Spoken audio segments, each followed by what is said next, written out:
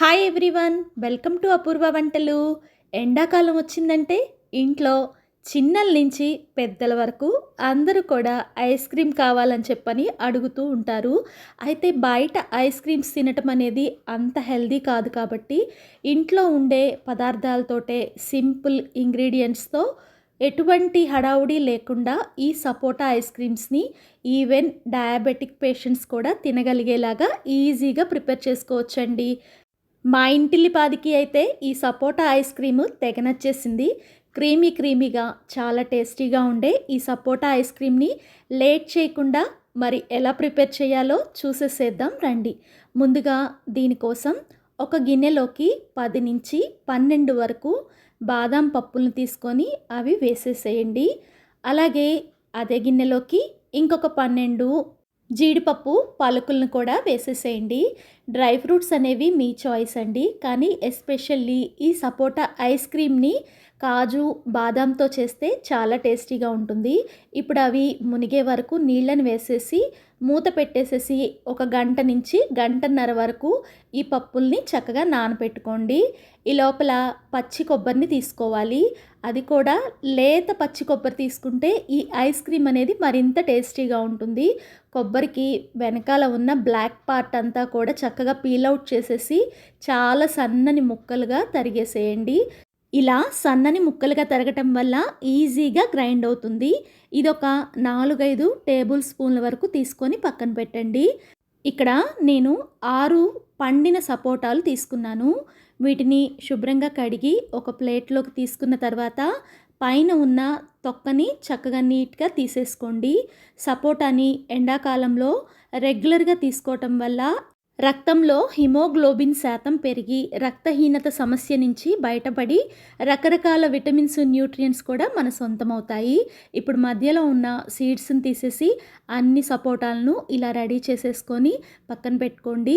చూడండి, ఒక గంటన్నర తర్వాత బాదం పప్పు జీడిపప్పు చక్కగా నానిపోయినాయి. ఇప్పుడు బాదం పప్పుకి పైన ఉన్న తొక్కని ఒలిచేసి పక్కన పెట్టుకోండి.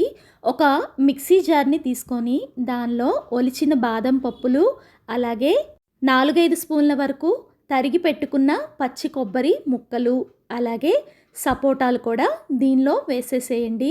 పచ్చి కొబ్బరిని వేయటం వల్ల ఈ ఐస్ క్రీమ్ టేస్ట్ అనేది చాలా బాగుంటుంది. అలాగే దీనిలో నానబెట్టుకున్న జీడిపప్పుల్ని, ఇంకా ఒక 6-7 పండు ఖర్జూరాలని విత్తనాలు తీసేసి వీటిని కూడా దీనిలో వేసేసేయండి. ఈ పండు ఖర్జూరాలు వేయటం వల్ల ఈ ఐస్ క్రీమ్ టేస్ట్తో పాటు ఐరన్ శాతం కూడా ఇంప్రూవ్ అవుతుంది.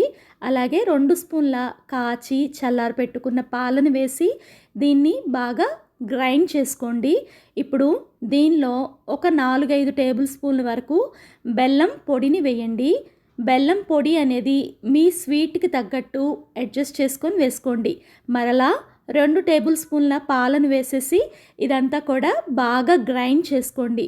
ఇప్పుడు పాల మీద మీగడ ఒక 4-5 టేబుల్ స్పూన్లు, అలాగే ఒక చిన్న కప్పు వరకు పాలని కూడా దీంట్లో వేసేసేయండి. వేసేసి అంతా కూడా బాగా కలిసే విధంగా మిక్సీ పట్టుకోండి. ఇలా రెడీ చేసుకున్న మిక్స్చర్ అనేది చూడండి, కన్సిస్టెన్సీ అనేది కొంచెం థిక్గానే ఉంటుంది, మరీ లూజ్గా ఉండదు.